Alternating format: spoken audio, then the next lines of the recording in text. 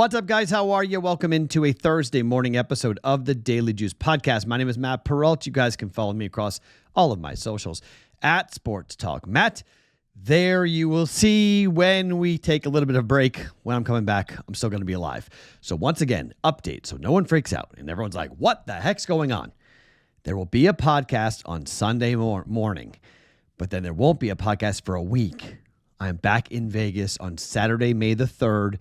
The podcast will take a 7-day break from Sunday to Sunday, but you'll get a podcast on Sunday, May 4th. We'll come back with the Daily Juice Podcast. I know all of you guys will want that podcast because you like what happened last night, where we bounced back. Some of you know the trend here. 0-3, followed up by a 3-0. Pretty good odds of it happening, and it happened last night. Miami covers the 12.5 points like I thought.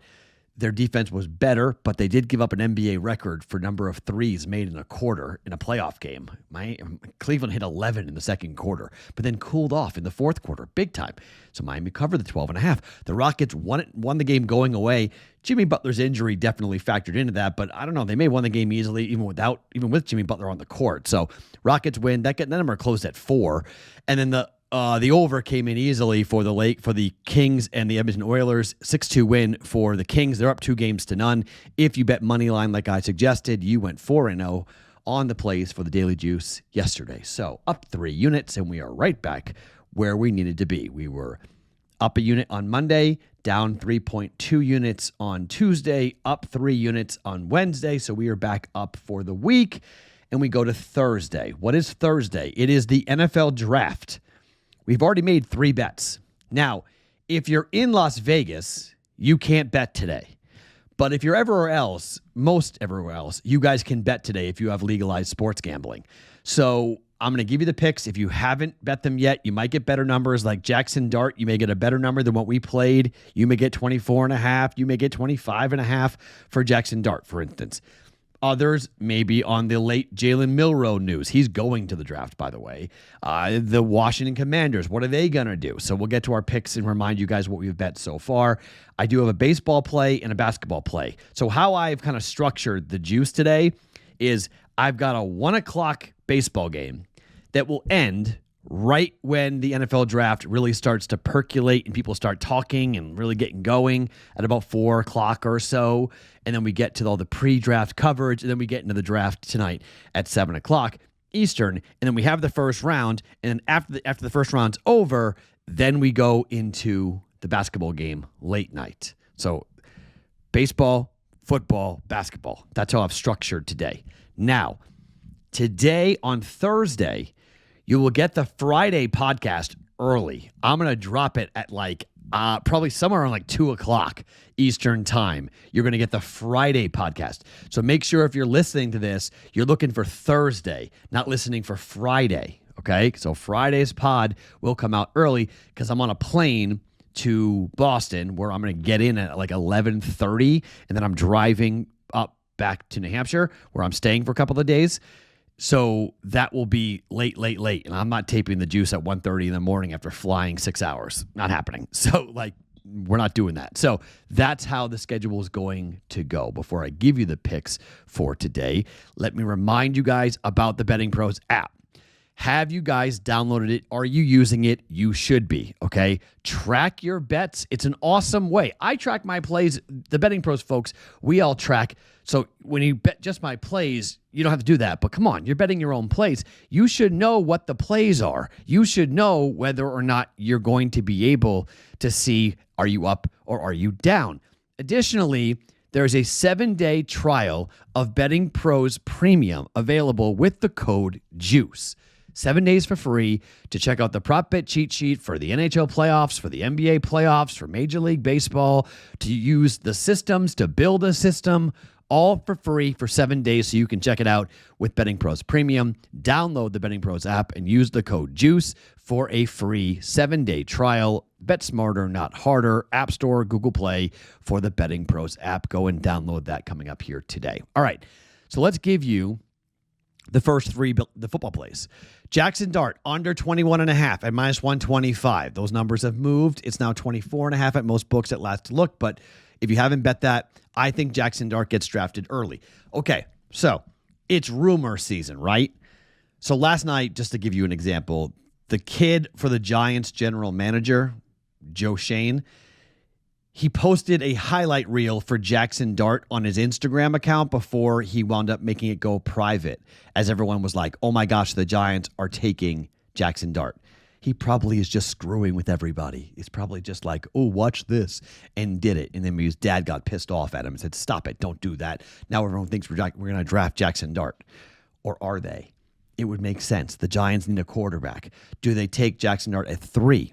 Are they going to trade out? Are they going to trade back? Are they going to let someone come up and take Ashton Genty? Or are they going to stay pat and take, I don't know, Abdul Carter, who could be a generational defensive lineman, defensive edge rusher, okay? So maybe they take him. I don't know.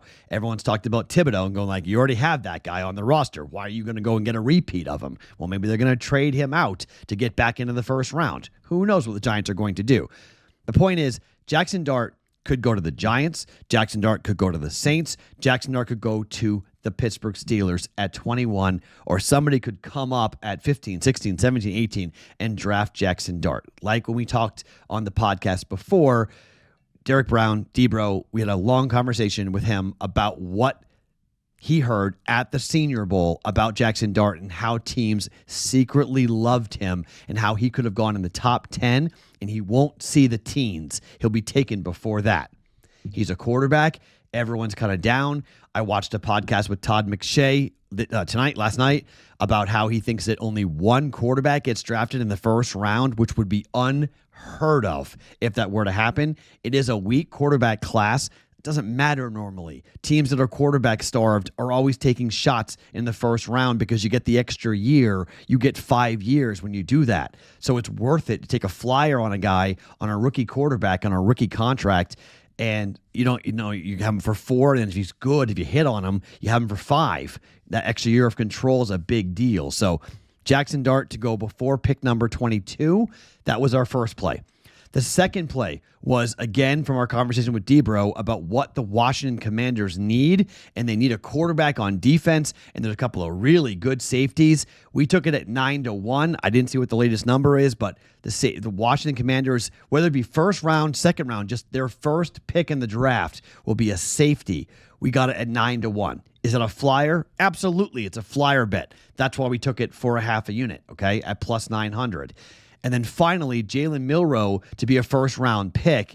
I mean, the only way Jalen Milroe is a first-round pick is if Shedeur Sanders is a second-round pick. And again, it's the silly season when it comes to rumors, but all we're hearing is about Shedeur Sanders dropping in this draft and that he is not going to be a top 10 pick, that he may not even be a top, a first-round pick, that if it gets to the Steelers at 21 and they take Jackson Dart, or they take Jalen Milroe, if they take him, Shedeur Sanders is going to plummet, and he may not get picked to the 40s, the 50s. He could have a rock drop if he gets past the Steelers at 21. There's supposedly some love for Shedeur in the building by all accounts, but if the first quarterback is Cam Ward going to the Titans, if the second quarterback is who? Dart, Milroe, and Shedeur Sanders. If you believe the rumors, Shedeur is not a lock to go as a second quarterback off the board. It could very well be Jackson Dart. And if it's Jackson Dart, Milroe could very well be the third quarterback taken off the board, and then Sanders drops all the way down. Is it because of Dion? Maybe. Is it because of his size? Maybe. Is it because, he's too careless with the ball? Maybe. Or maybe it's all rolled up into the same thing and teams are like, no, thank you. We'll take a pass on you. Sure, third round, fourth round, yeah, but we're not taking you in round 1 and we're not taking you in round 2. So let's see what happens with Shedeur Sanders. But our bet with Jackson Dart kind of hinges as to what happens with Shedeur Sanders.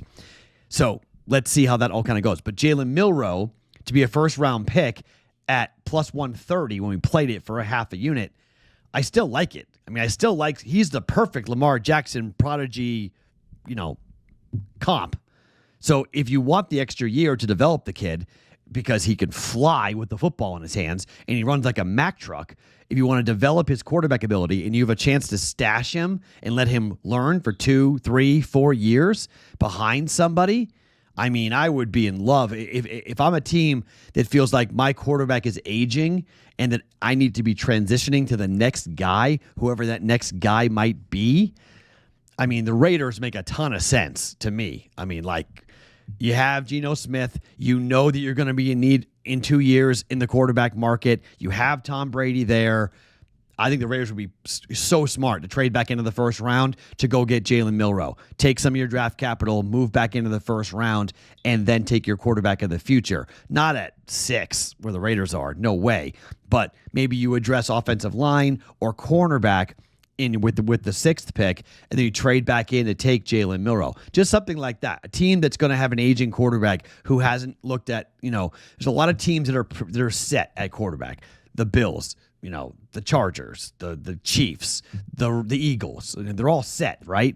But there are certain teams like the Bucs, like the Ravens, the Raiders, who have quarterbacks who are getting up there in age that are going to be around. I mean, like Baker Mayfield's not going anywhere for a while, but eventually, 2-3 years down the road, Baker's not going to be nearly as good. Same thing with Geno Smith. So those are the teams that we're going to be eyeballing to trade back in at 29, 30, 31, 32, somewhere in that range to take Jalen Milroe to become a first-round pick for us at plus 130. Okay, so those are our 3 plays for us here for the NFL draft. Dart under 21.5.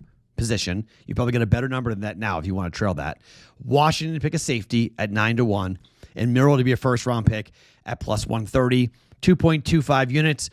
All 3 of those are flyers. I'm going to be honest. Okay, all 3 of those are just let's have some fun. We're watching the draft. Let's bet the draft. I'm not committing heavy money to it. I think it's one of the more difficult things to bet because people who on the inside know. And they do well, but it's a very few number of people, and they come in with bankrolls, and they bury the books. That's why the books normally lose money on the NFL draft, because they're rarely outgunned for information, and they're often outgunned for information on the NFL draft. But, like I mentioned, what happens before the draft? Well, that's Garrett Crochet pitching for the Red Sox, and Garrett Crochet has been tremendous for Boston. He's won 5-2, 3-0, 3-1, and then 4-3 because the bullpen blew the game. He went 6 innings and gave up 0 earned runs. He's pitched against the White Sox twice. He gave up 1 earned run in 13 1/3 innings worth of work. The Seattle offense just scored 8 runs and beat the Red Sox 8-5 yesterday. On a night game to a day game, highly doubt that's going to happen here for the Mariners, who will be playing at a 10 o'clock start time, their body clock start. Not great. And they're facing the best pitcher in the American League in Garrett Crochet, who has a 1.13 ERA, 35 strikeouts, and a .91 whip at home at Fenway Park. Good luck. This is only his 2nd start, by the way, at Fenway Park this year, which is third start, at Fenway Park so far this year. He lost to the Blue Jays 6-1, 5 2/3, 1 earned run. Again, not his fault. The bullpen came in and blew it. This Seattle team, 13-11, kind of a mirror image to how the Red Sox have started, but they're throwing Brian Wu. And I'm sorry, Brian Wu is 2-1 with a 3.12 ERA. His road starts have been bad. He lost 3-1 to the Blue Jays. He went 7, gave up 3 earned runs. Let me correct that. Not bad, but he lost on the run line. He lost 3-1, and then he lost 5-4, 6 innings, 4 earned runs, 5 hits given up, 1 home run given up in that game against the San Francisco Giants on the road. At home, different story. He's been great at home. 6 innings, 1 earned run against the A's, 7 innings, 1 earned run against Texas. So it's kind of a case of, on the road, Brian Wu is a different pitcher. Garrett Crochet at home, run line, plus money on Garrett Crochet on the run line. We're throwing a unit down on the Red Sox run line at plus 125 for 1 unit. Then we go after the draft. LA Clippers laying 5 to a team in the Nuggets that I think are going to have a really hard time here in Game 3. This is going to be a bonkers environment. They split in Denver. That's bad news. We took the Clippers to win the series. I'm not backing off of it.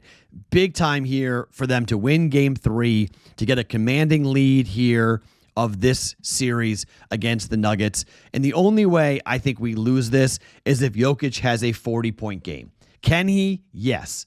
But given what we saw in Game 2, Kawhi Leonard was unbelievable in game 2. I think he will be equally good here in game 3. Maybe not as efficient as he was with 15 of 19 shooting, but I think he's going to have a monster game for the Clippers at home here at the Intuit Dome. This is why they built this thing. Ballmer's going to be sitting there, beside himself, going nuts in the front row. You've got that crazy fandom, the wall, whatever they call it, from the fans are going to be going crazy here tonight. I'll lay the 5 points. I don't think this game's going to be close. Give me the Clippers -5 for 1.1 units. All right, so our plays for tonight: Dart under 21.5 draft position, Washington to draft a safety, Milroe to be a first-round pick, Clippers laying 5 against the Nuggets in game 3, and the Red Sox on the run line up against the Seattle Mariners at +125. Remember, the Friday morning podcast will be out pretty earlier than normal during the day on Thursday. Make sure you're watching the right podcast. My name is Matt Perrault. You guys can follow me across all of my socials at Sports Talk Matt every morning, wherever you guys get your podcasts. It is the Daily Juice.